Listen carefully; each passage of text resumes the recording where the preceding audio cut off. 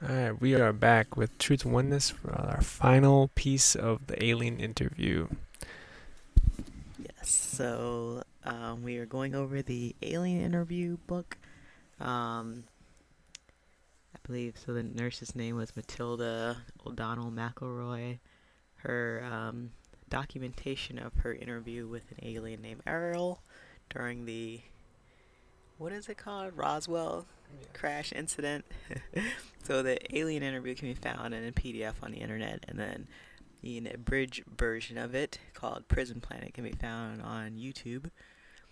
So anyway, we're kind of midway through the book, and I think I'll pick up where we left off, talking more about the old empire. And I'll read. During Ariel's interview, she's describing what the old empire is like, and she mentions that the bureaucracy that controlled the former old empire was from an ancient space opera society run by a totalitarian confederation of planetary governments regulated by a brutal social, economic, and political hierarchy with a royal monarch as its figurehead. And so these are the group of Isbys that have gathered Isbys from all over their domain. They're part of the galaxy and put them onto Earth as a prison, sort of. So these are the I say people. These are the people. This is the mentality of the people that were in the ruling class, basically. And kind of, if you look at how Earth is run, you can see like the similarities between like the old empire and how like the governments of the Earth are run, or like you see what I'm saying? I'll let you talk a little bit. Yeah, you definitely see stuff like that. Obviously, you can see that with the different royal families. You can see that with even here in the United States, the most quote unquote powerful people are business leaders, politicians, and people that have like extended royal family backgrounds. Yeah, but basically they are a like the one rule, the monarch ruling, and everyone else like answers to them, sort of a system to set up. Um, and they mentioned, yeah, it's a totalitarian, brutal social, economic, and political hierarchy. But yeah, it's funny when you look at our history of Earth, the planet Earth. There's been a lot of that here. But I thought that was interesting. And then she mentions here too that because such Isbys exist, like the Isbys of the old empire, the domain learned that freedom must be won and maintained through eternal vigilance and the ability to use defensive force to maintain it. As a result, the domain, which Ariel is from, they have already conquered governing planets of the old empire. Um, Basically, yeah, she's saying that you need to be vigilant. You actually want to. You have to want to overcome it. It's kind of like how it is here. It's like you can't just like you're like, oh, I'm gonna just be free. It's like no, you actually have to like work towards like becoming free. There's definitely a lot of systems in place, as everyone already knows, like judicial and educational, all the things that like continually find ways to kind of lock you down. And that's kind of like what the whole idea is about. It's like, are you really free when you're working 9 to 5, or you're like in prison, or you're poor, or you can't do anything. You don't even have a chance to like go out and like collect fruit or anything like that, because it's like most of these places that you could are now cut down, or they're like highly regulated, or they're like illegal to go because like farmers own it. It's very interesting. Yeah, it's just interesting the similarities, right? And then so here she mentions kind of like the earliest population on populated Isbys of Earth were they came from all over the star systems, all over the place, and from the old Empire domain areas. But basically, they just gathered Isbys, then they sent them to planet Earth. Um, they She says that they were hypnotically commanded to follow the pattern of a given civilization by the old empire prison operators. This was an effective mechanism to disguise the actual time and location from the Isbys imprisoned on Earth. The languages, customs, and culture of each false civilization are intended to reinforce amnesia because they do not remind the Isbis on Earth of the original old Empire planets from which they were deported. So basically, she's saying kind of like they give them like fake culture. Basically, they send a group in and like just attach whatever like false like history to these people, and then they work from that. And isn't that interesting? It's like it's really interesting to think about it like that. She talks about people all over India, Egypt, Babylon, Greece, Rome. Basically, they're guided to pattern and build the cultural elements of these societies that are in this general star system that they came from, or in one of these particular areas, but not their own home planet, but just some random one, sort of, so they don't remember where they're from, basically. Or it's a made up thing, a made up history. Let's see. That is pretty interesting. You could definitely see similarities with that here also, like Well, that's natives. talking about here, Yeah, yeah. exactly. It's like the natives here literally believe they're from Africa or what, vice Well, that's versa. like a more recent like That cover up is. of history, but like I'm talking about like she's talking about really ancient, Oh, ancient like times. so Okay, yeah, ancient Egypt, for example, or like so like really think of like the real ancient cultures. Like they came in with like a set idea of like how they were supposed to gotcha. be. That's pretty interesting, isn't it? Yeah. It's like they're all trying to figure things out, and then it's like as it's imprinted into them, they all just like kind of run with it and kind of create their own history and forgetting where they came from. Yeah. And then she also talks more about the Vedas, how the Vedas were learned. That one group of the domain forces, they went to the Himalayan mountains we talked about in the last video, that they went there to gather evidence from Earth. They interacted with the people in the area, and they basically gave them the Vedic hymns. And they said they weren't supposed to be interacting with the people, but they just did it because they thought it was like a fun like thing to do, and it wasn't like part of their assignment. They just did. So they shared the Vedic hymns with these people, and then the people took it and spread it to every all over India and all over the world.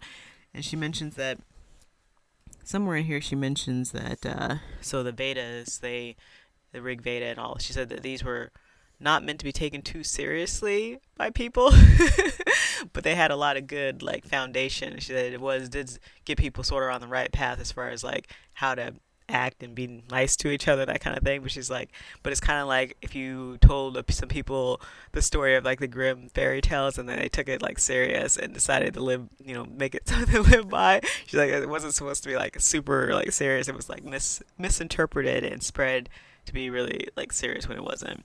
I thought that was pretty funny. Um, but yeah, so that's the origin, according to Ariel, of the Vedic hymns. Isn't that? I thought that was hilarious. That is pretty funny. And so it's like just stories to kind of like help people along. It's almost like when grandparents used to tell like kids like stories. Sometimes they're a little bit scared. And like when you're a kid, you believe it's like the absolute truth. Like a goblin might come eat me if I stay up late. But so they take these things and they see them running around like this is the absolute truth, and they're like, wait, that's not what we were saying. It's supposed to be kind of like something to think about how to become a good person. Like, not this isn't the truth, absolute. It's like you're not supposed to like take this as the word, like right. This is like it's just a story. But and then at some point she mentions how like the old empire, a lot of the old religions of the world were set in place basically to pervert or like distort the mind of the Isbi to think that there's only one all-powerful Isbi when everyone's powerful. And she mentions here, it says that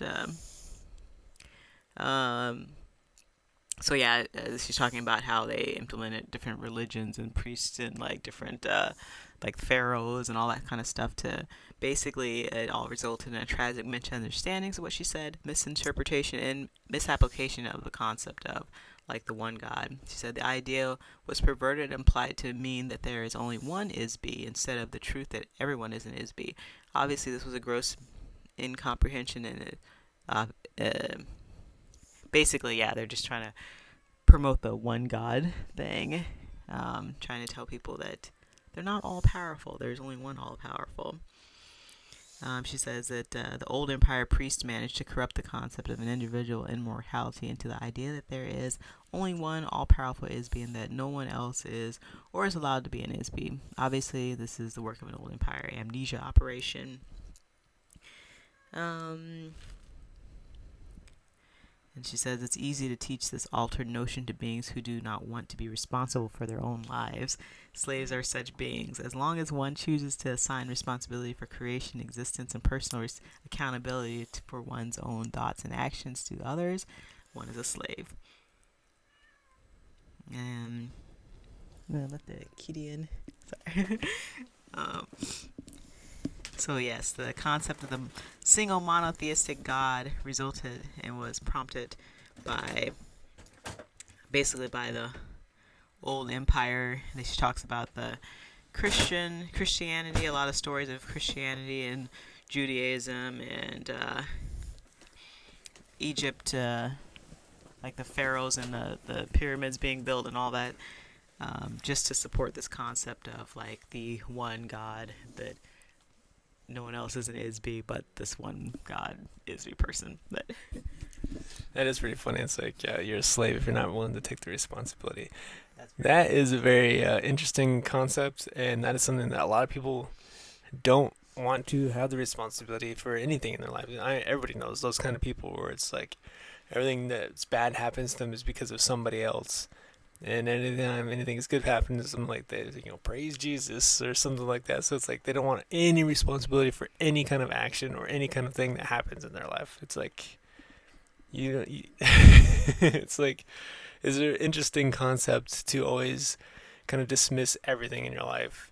Because responsibility is hard, I guess. Well, and if you read like just what Ariel's is talking about how it's all set up for it to be that way, sort of like the memory was washed, they're given amnesia, and then they just kind of sit on this planet, and so it's like, well, what do? You just continue to give up your responsibility because that's what you've been taught to do, right? Yeah, pretty you don't much. know how to take responsibility. You don't want to take responsibility for yourself, so you stay in this prison, basically. Yeah, that's pretty fascinating when you really think about that, just staying stuck in the system, and it perpetuates itself over and over and over.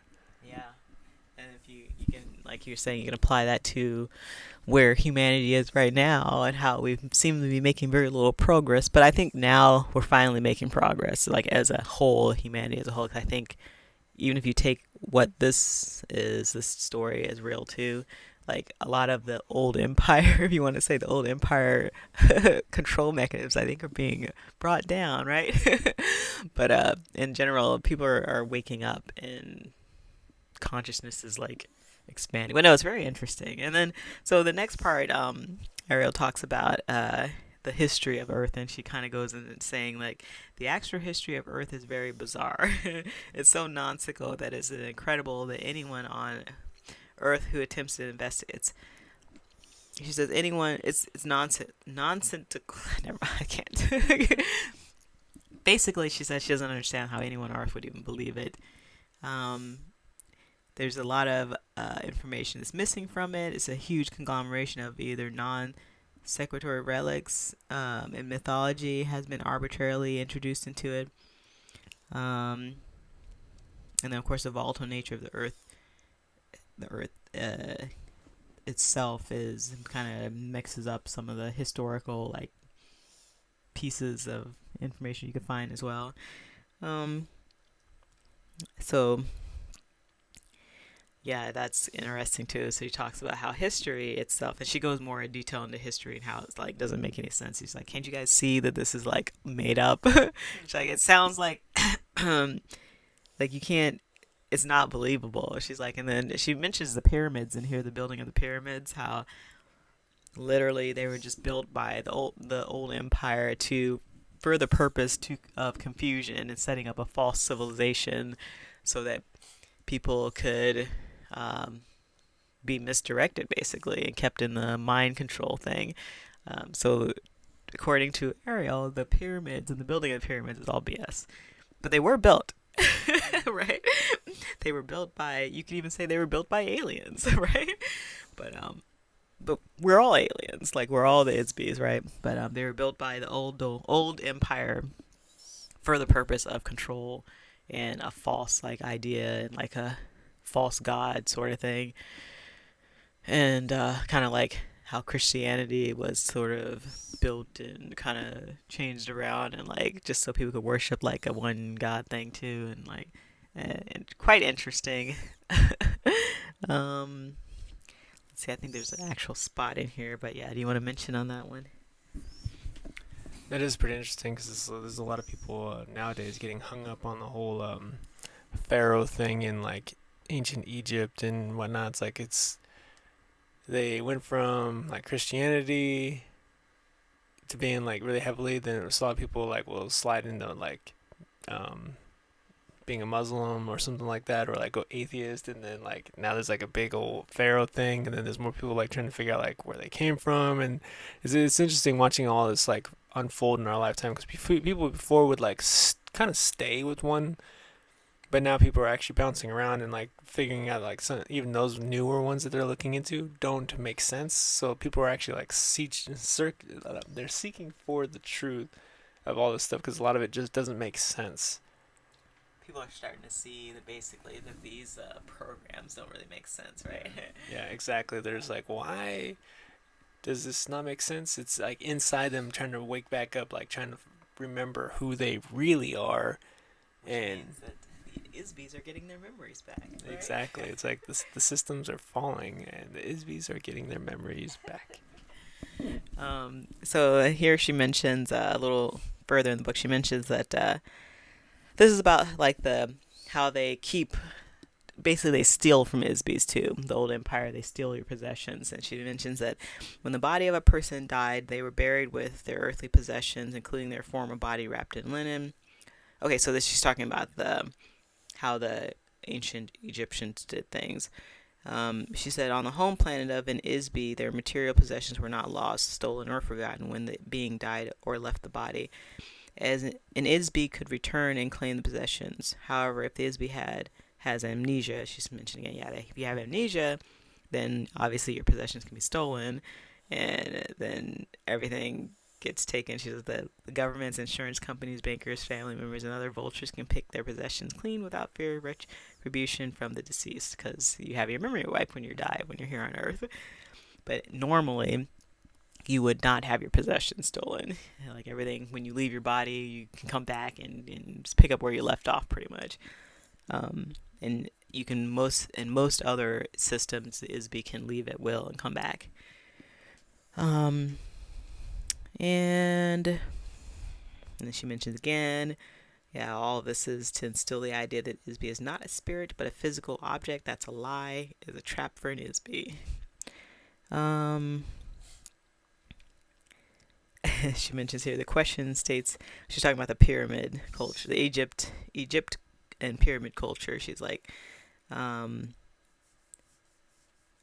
there's too many jigsaw. It's like a jigsaw puzzle. It doesn't fit together. She says the question states its own answer. What is the mystery of Egypt and other pyramid cultures? She says a mystery. That is pretty interesting, the whole like amnesia and like losing your possessions, because that is definitely something that's in place. Because I don't know, you see estate sales and stuff like that all the time, or like even the fact that it's like if you own a house here and you pass away and nobody pays the taxes on it or anything like that, they take it. And if there's stuff inside of it, they take it. And if you have any kind of money, quote unquote, they take it.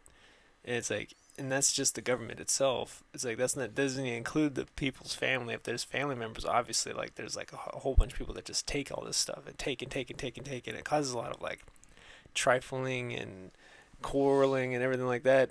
And when you do, even if you are allowed to take it, if your family, you're like, oh, my family, they can have this stuff. They're still fighting over They're it. still fighting over it, and also like a lot of times there's legal battles or like even just to like get the money. There's like a will, and sometimes you have to even pay a lawyer just to have the will like dispersed. So it's like you're still like losing just to give the stuff to your own kin, which is like absolutely absurd. Mm-hmm. It's like it's not like you just give it to them and it's good. It's like because even like the property, it's like you still got they have to pay taxes on it, or they still lose it anyway. Well, it's just the whole like it just shows. Yes, it's the whole culture of the old empire, if you will. Everything is owned by the monarch or the government, and you pretty much pay them everything to rent land, sort of, I guess, and rent your possessions. And when you die, you give all your possessions back to them. They can do whatever they want with them, right? um, that's very interesting. But yeah, she mentioned again here. I mentioned earlier about the Vedic hymns, how they were introduced to the societies of Earth. They came forth in the spoken tradition, memorized and through generations.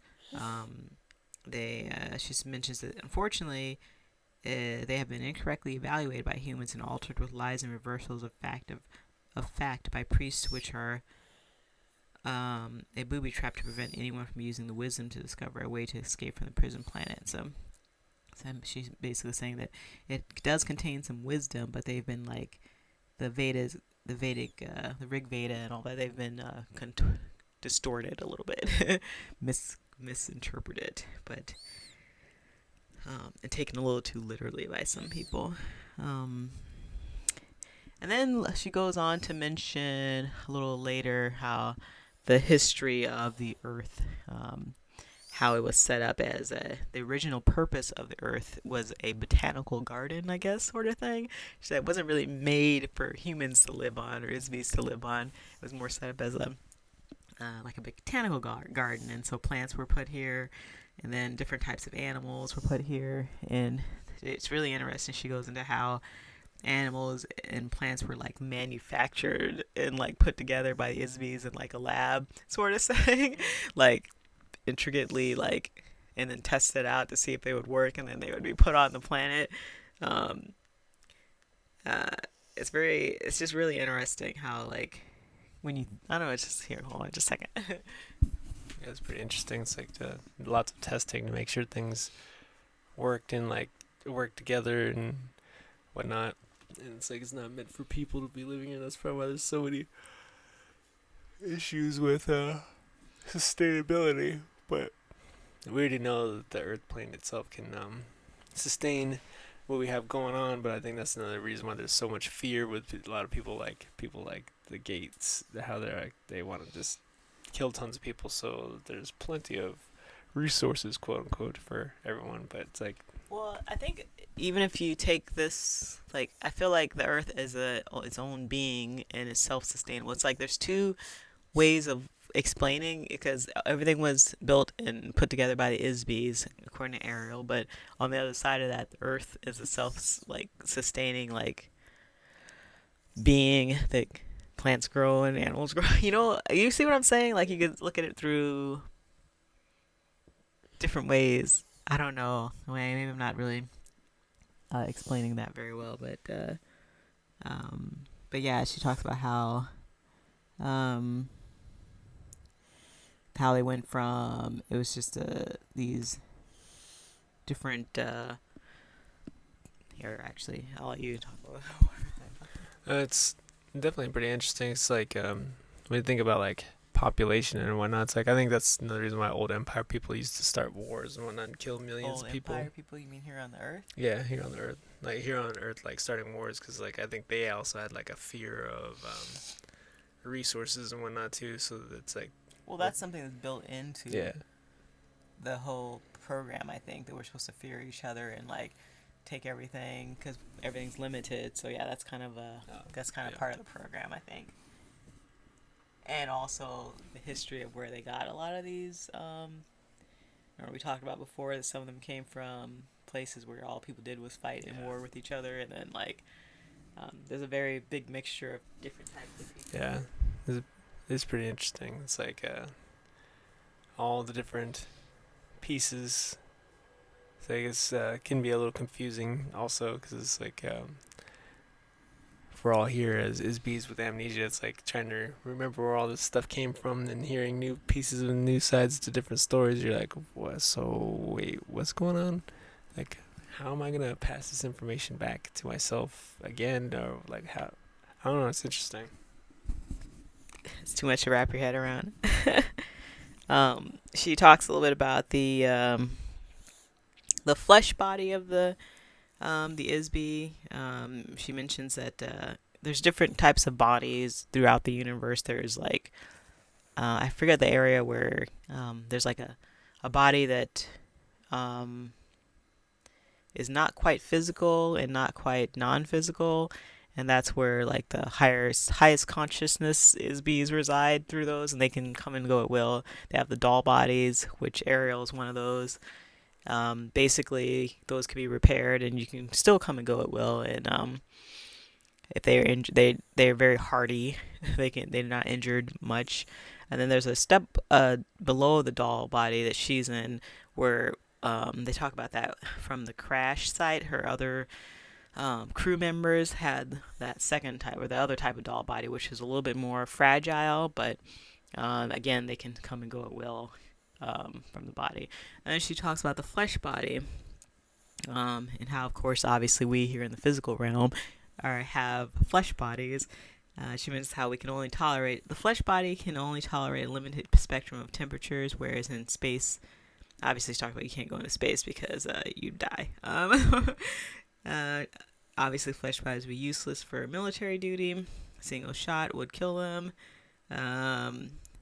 She says, a single shot from a handheld electronic blast gun instantly turns a flesh body into a noxious vapor cloud.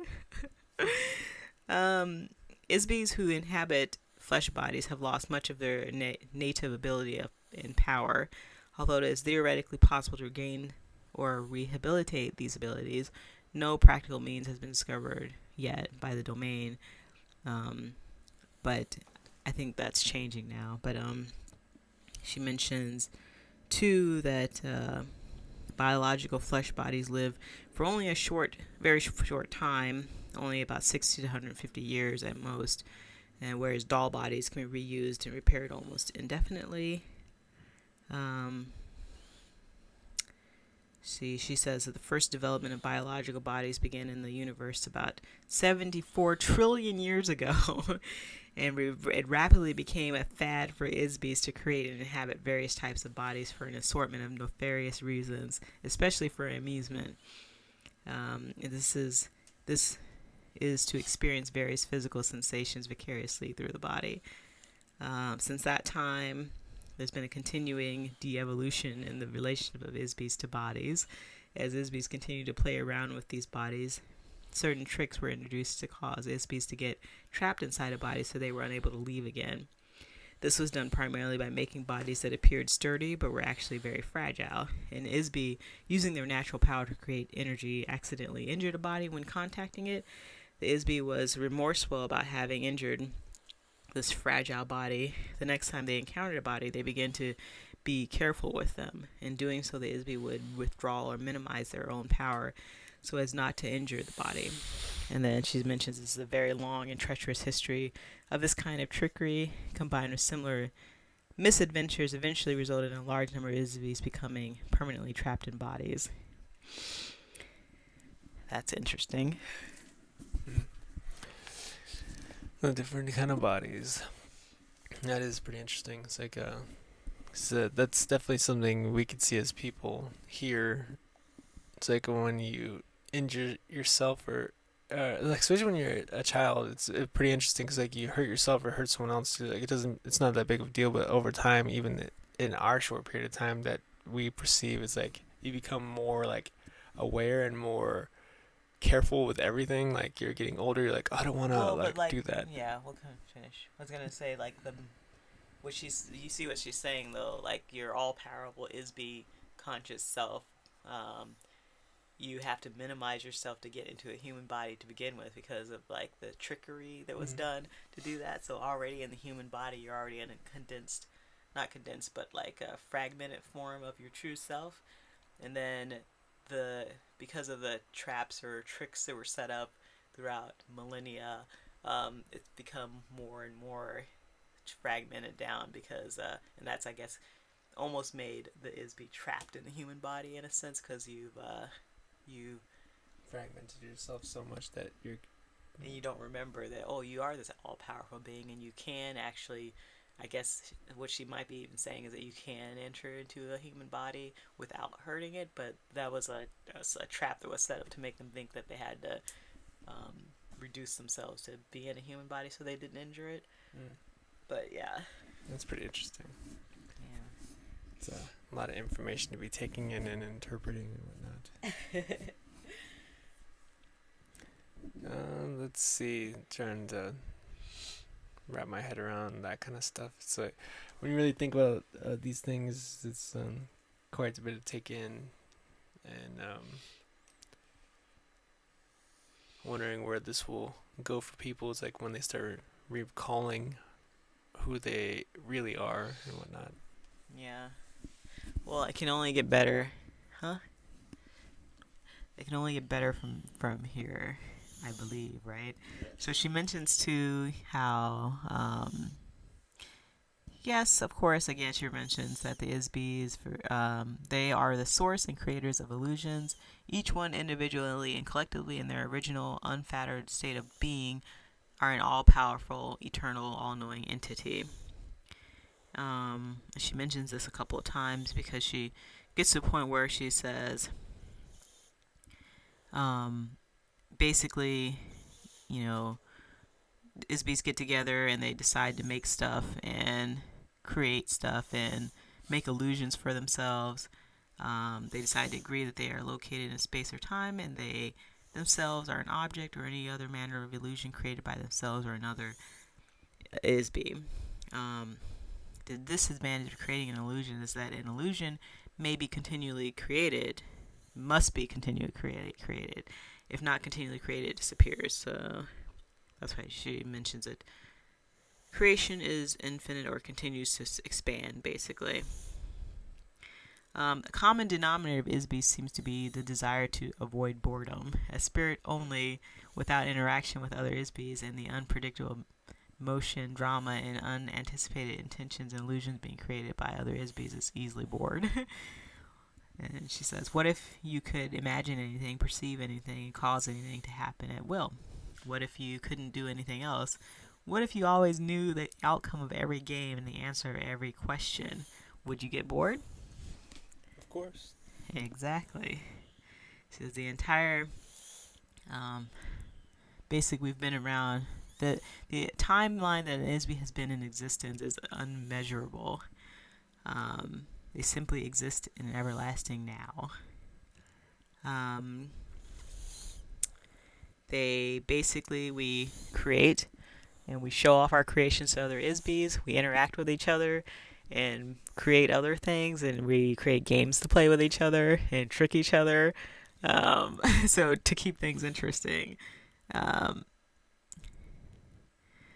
Let's see. What do you think of that? Yeah, I could definitely see that because people get bored so quickly over anything and everything. And then I think that's why like people really love like drama shows and everything like that. They're like they just fill their lives with things that keep things interesting. But that's also, she's mentioning how this is getting to basically how Isbys became trapped here on Earth. I can see that. Yeah. It's like if you get yourself in, it's like if there's amnesia, and then you're always like doing something quote unquote new and exciting. Yeah, it's like why would you not want to stay here, right? Well, that's what Earth is. It's a place where we don't remember anything, so we literally have to start from scratch. I think she mentions here too. It's like, says Isbys diminish their ability in order to have a game to play. Isbys think that any game is better than no game. They will endure pain, suffering, stupidity, privation, and all manner of unnecessary, undesirable conditions just to play a game. Isn't that interesting? Pretending that one does not know all, see all, and cause all is a way to create the conditions necessary for playing a game. Unknowns, freedoms, barriers, and or opponents and goals. Ultimately, playing a game solves the problem of boredom. And so in that fashion, there's just so much that has been created in existence for the purpose of the excitement of the ISBE. And she mentions the closest concept that human beings have to describe an ISBE is a god, all-knowing, all-powerful, infinite. So how does this god stop being a god? They pretend not to know. How can you play a game of hide and seek if you always know where the other person is hiding? You pretend not to know where the other players are hiding so you can go off to seek them. This is how games are created. You've forgotten that you are just pretending. In so doing, ISBEs become entrapped and enslaved inside a maze of their own devising. How does one create a cage, lock one's own self inside the cage, throw away the key and forget there is a key or a cage, and forget there is an inside or outside, and even forget there is a self? Create the illusion that there is no illusion. The entire universe is real and that no other universe exists or can be created. On Earth, the propaganda taught and agreed upon is that the gods are responsible and that human beings are not responsible. You are taught that only a god can create universes, so the responsibility for every action is assigned to another ISBE or god, never oneself. No human being ever assumes personal responsibility for the fact that they themselves, individually and collectively, are gods. This fact alone is the source of entrapment for every ISBE. That was pretty interesting, closing that up. Literally, we did this to ourselves as what, for the purpose of having some fun, right? So we talk about being entrapped at the prison planet. We're all slaves of this system. We're all being mind controlled. The government is controlling everything. So because this is what we wanted to do. We signed up for this because it would be fun, and we knew it was going to be fun. So we did it. It was better than having a lot of players in a big old game. Exactly. Isn't that really interesting when you think about that? And then I just want to read the very ending part. She finishes up her transcripts and questions with Ariel, and I think at one point Ariel basically says that, all right, I'm done talking. I've given you all the information that you need at this point, and so that's pretty much it. And so Matilda O'Donnell McElroy, the nurse, says that she tells her superiors this, and they want her to get Ariel to show that she hasn't been lying or something like that. And let me read this. It says that they insisted I would ask Ariel again if she would answer questions. So they want to say, well, will she answer any of our questions now? And she says, no, she won't answer your questions. She already said she wouldn't. And she asks her, and then she basically says, no, I'm not going to answer her questions. And then they say, well, ask her again, or if the answer is no, ask her if she would be willing to read the written copies of the transcripts of the interview and verify that the translations were correct. And so she says, okay, I'll do this. She says, I was given a copy of the transcripts with the signature page, which I was to show to Ariel. After Ariel completed her review, I was also directed to request that Ariel sign the cover page, attesting that all the translations and transcripts were correct as amended by her. So she was supposed to read through them and make sure everything was translated correctly. She went into where Ariel was, and she gave the copy. She presented the envelope of transcripts to Ariel and passed the instructions she'd received from the secretary telepathically. Ariel looked at her and looked at the envelope without accepting it. Ariel said, if you have read them and they are accurate in your own estimation, there is no need for me to review them. Also, the translations are correct. You can tell your commander that you have faithfully conveyed a record of our communication. I assured Ariel that I had read them and they were exact recordings of everything I told the transcription typist. Will you sign the cover page then? I asked. No, I will not, Ariel said. May I ask why not? I said. She said I was a little confused why she wasn't willing to do such a simple thing like sign the transcripts. Ariel says, if your commander does not trust his own staff to make an honest and accurate report to him, what confidence will my signature on the page give him? Why will he trust an ink on a page made by an officer of the domain if he does not trust his own loyal staff? And she says, I didn't really know what to say to that. I couldn't argue with Ariel's logic, and I couldn't force her to sign the document either.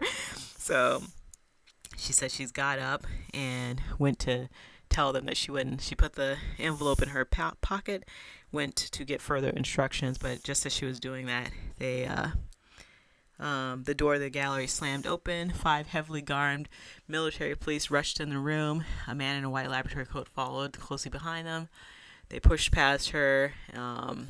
They grabbed Ariel and held her firmly down to the overstuffed chair she had been sitting on. And two of them grabbed her to keep her back. The nurse. The other MP stood directly in front of Ariel, pointing a rifle directly at her, not more than 6 inches from her head.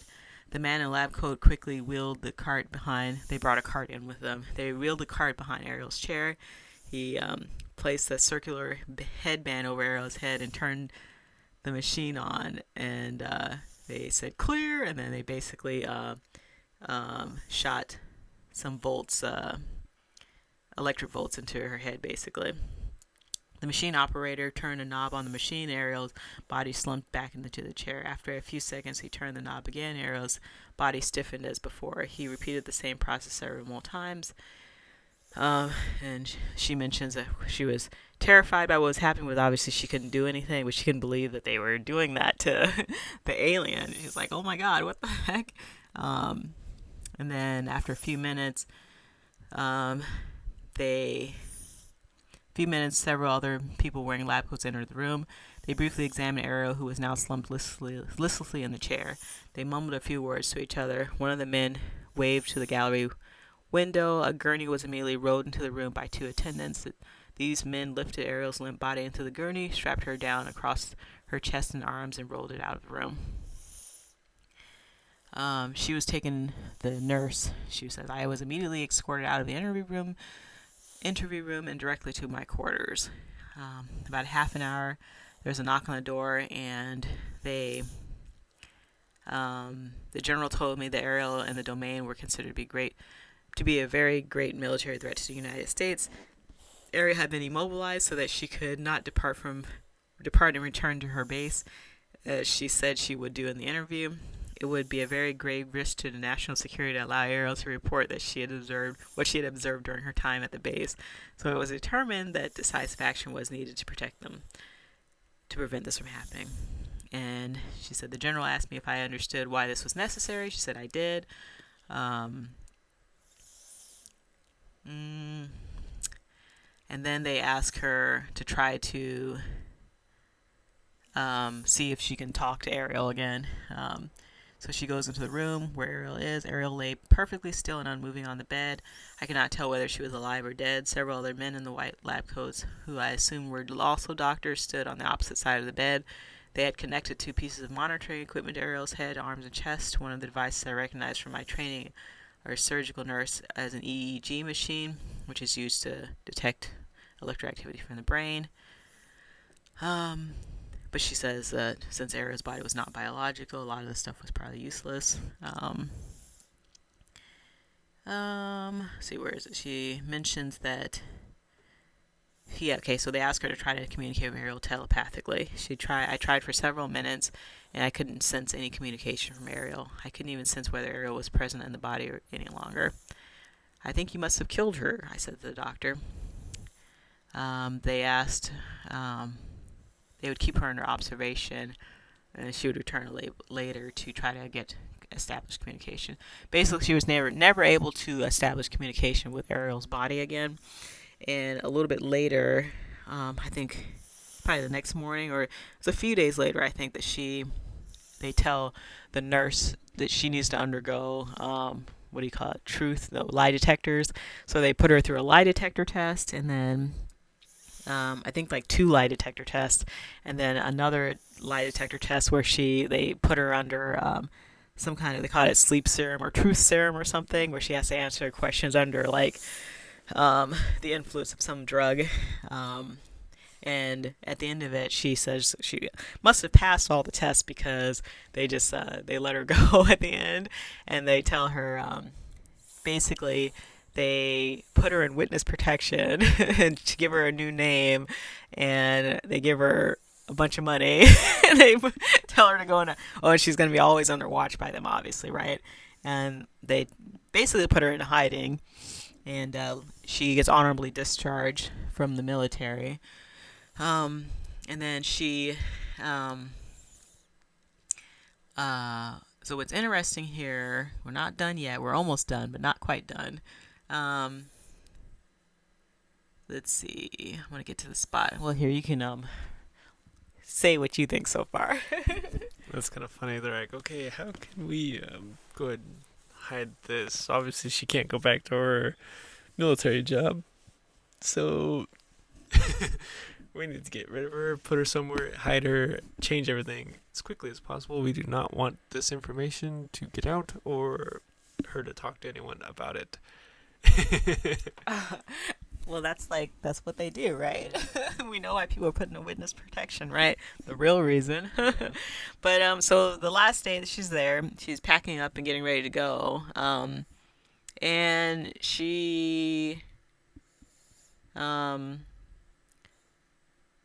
let's see, she's laying in bed. She suddenly hears Ariel's voice, so she sits up and she looks around the room frantically for a few seconds. Then she realized that it was Ariel the Isby talking to her. She says hello. Ariel says hello. The tone of her thought was plain and friendly. It was unmistakably Ariel. I did not have the least doubt about that. I thought, Ariel, are you still here? She answered that she was here, but not in a body on Earth. She had returned to her post at the domain base when the doctor and MPs attacked us in the interview room. She was pleased to perceive that I was well and that I was going to be released unharmed. I wondered how she escaped from them. I was worried that they might have injured Ariel by the shock machine. Ariel said that she was able to leave the body before the shock was administered and avoided the electric current running through the body. She wanted to let me know that she was safe and not to worry about her. I was very relieved, to say the least. I asked Ariel if I would ever see her again. Ariel reassured me that we are both Isbys. We are not physical bodies. Now that she had located me in space and time, we would always stay in communication. Ariel wished me well. My communication with her ended at that moment. And she mentions somewhere later on that she did communicate with Ariel off and on throughout her life on a regular basis. And then she also mentions, too, it was interesting that she was the only one that was able to communicate telepathically with Ariel. And then she realized, I think later, it was because she herself was one of the Isbys from the old domain that had been captured by the Empire. One of the 3,000, was it 3,000 or 6,000 that was in the Himalayan mountains that were captured by the old empires and put into prison on Earth. So she was one of those Isbys. And that's why they were from the same, basically, domain, and so they were able to communicate with each other. And then she mentions, too, how she was able to get a copy of the transcripts. She said that the copy that she had taken to Ariel to sign, she had to put it in her coat pocket, on the inside of her coat pocket, to go get back to her superiors, and then they all busted in the room to take down Ariel, and no one ever asked about the transcripts after that. And while she was packing up, she realized they were still in her pocket, and she was like, I'm just going to keep these and not tell anyone. So she hid them in her luggage and brought them with her. And so that's how she was able to keep a copy of the full transcripts of the interview. So that's a really interesting story. Quite interesting. I think it gives a lot of light or different perspective on humanity and the origins of humanity and the earth and everything. I would encourage people to read the book or listen to the YouTube channel or whatever. I thought it was really interesting. What do you think? Do you think it's true?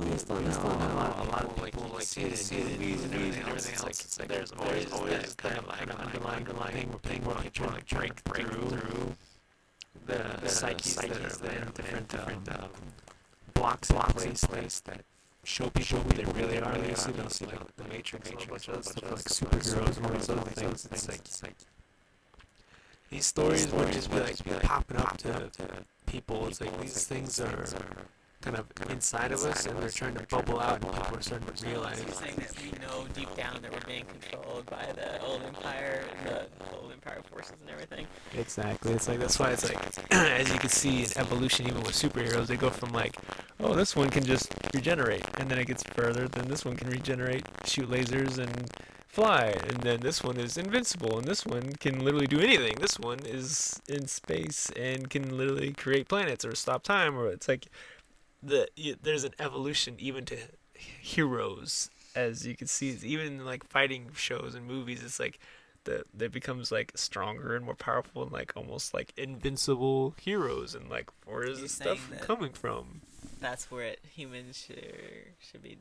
But it's interesting too, because like even if you look at throughout just random people's stories or like what they're saying or whatever, so the whole like grid system that a lot of people are talking about, the Earth's under a grid control system. It's like, are they getting this? Did they read this book too, or they actually like the information? What Ariel is saying, you can see it. Obviously, like you just said, basically like the Matrix and other things. Like it's coming through to people in different ways. It's very interesting. And then the whole how the power structure is being deconstructed. You can see evidence of that too, especially in the last 5 to 10 years. And I think that's just going to continue to grow with the conscious awakening process of humanity. I think people, and bringing it back to, we wanted to play this game too. You have to, because when people think Prison Planet and we were brought here by the old empire against our will, and our memories are wiped, and you kind of get like, oh my gosh, I can't believe this happened to us. This is terrible. I can't believe they're doing this to us. Someone needs to stop them. It's like when the grand scheme of thing is that this is something we've all created together. This whole setup, every single part of it. And now I think we're just getting to a point where we want to move past that and I guess move on to a different game. I don't know. Maybe this game's gotten old, so we're waking up from. And I think the waking up process is part of the game too. It's part of the excitement of the game, waking up from the game, right, and becoming enlightened again, right? Yeah. Very interesting. It's like because people love the whole idea of like leveling up or powering up. So it's like, why not waking up? It's like, oh look, I'm getting some new powers. I'm getting some new energy. I'm learning more things. It's like it's slowly the game mentality. We're slowly regaining our memory back, basically. It's very interesting. Yeah. Anything you'd like to add at the end of that? I think that's it. It's just a very interesting thing to think about, and hopefully give people a broader perspective of existence in general. Hopefully not get people too excited, but calm down and kind of just enjoy the process, because that's what it's meant to be. We're supposed to have fun and enjoy this, even though there's a lot of terrible quote unquote things that are going on and whatnot. The whole thing is meant to be experienced, and grow from it and learn from it all. But yeah, very interesting. All right, everybody, play the game until you're done. All right.